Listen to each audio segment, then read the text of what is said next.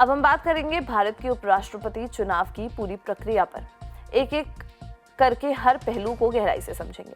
सबसे पहले ये जान लेना जरूरी है कि इस चुनाव में वोट कौन दे सकता है। उपराष्ट्रपति का चुनाव एक इलेक्टोरल कॉलेज द्वारा होता है। इसमें सिर्फ संसद के सदस्य यानी कि मेंबर ऑफ पार्लियामेंट्स एमपीज ही शामिल होते हैं। लोकसभा के 543 और राज्यसभा के 245 सदस्य, 233 इलेक्टेड और 12 नॉमिनेटेड इसमें हिस्सा लेते हैं। इस चुनाव में राज्य विधानसभाओं के सदस्य यानी कि एमएलएस वोट नहीं दे सकते। एनडीए के उम्मीदवार श्री सीपी राधाकृष्णन और इंडिया ब्लॉक के उम्मीदवार justice retired B Sudershan Reddy के बीच इस चुनाव में कुल 782 एमपीज ही वोट देंगे। ये चुनाव सीक्रेट बैलेट के जरिए होता है ताकि वोटर की पसंद गोपनीय रहे। वोटिंग का तरीका प्रोपोर्शनल रिप्रेजेंटेशन के नाम से जाना जाता है, जिसमें सिंगल ट्रांसफरेबल वोट यानी कि एसटीवी सिस्टम का इस्तेमाल होता है।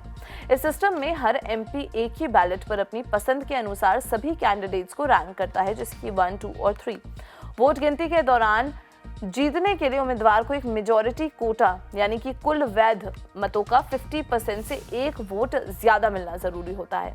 अगर पहली प्रेफरेंस की गिनती में किसी उम्मीदवार को मेजॉरिटी कोटा मिल जाता है तो उसे विजेता घोषित कर दिया जाता है। अगर ऐसा नहीं होता तो सबसे कम वोट पाने वाले उम्मीदवार को चुनाव से हटा दिया जाता है। उसके वोट्स को दूसरी प्रेफरेंसेस के आधार पर अन्य उम्मीदवारों में ट्रांसफर कर दिया जाता है। ये प्रक्रिया तब तक चलती है जब तक कोई एक उम्मीदवार मेजॉरिटी कोटा हासिल नहीं कर लेता। ये पूरी प्रक्रिया इलेक्शन कमीशन की देखरेख में होती है। रिटर्निंग ऑफिसर, जो आमतौर पर एक सीनियर पार्लियामेंट्री ऑफिशियल होते हैं, चुनाव का समापन करवाते हैं। उस चुनाव में संख्याओं का महत्व बहुत ज्यादा है। एनडीए गठबंधन के पास पार्लियामेंट के दोनों सदनों में एक न्यूमेरिकल एज है। लोकसभा में एनडीए की ताकत बहुत ज्यादा है। इसके अलावा वाईएसआर कांग्रेस पार्टी जैसी रीजनल पार्टीज का समर्थन भी एनडीए को मिल सकता है। इंडिया गठबंधन ने एक साथ एक उम्मीदवार उतारा है, लेकिन उनके पास एनडीए के मुकाबले संख्या कम है।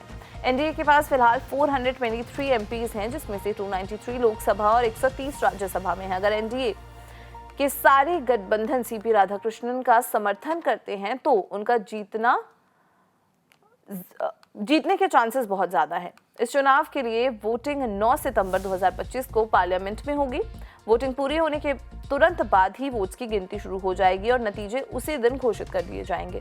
तो दोस्तों, उपराष्ट्रपति का चुनाव एक ऐसी प्रक्रिया है जो न सिर्फ एक पद को चुनती है बल्कि देश की राजनीतिक ताकत और गठबंधनों की स्थिति को भी दर्शाती है।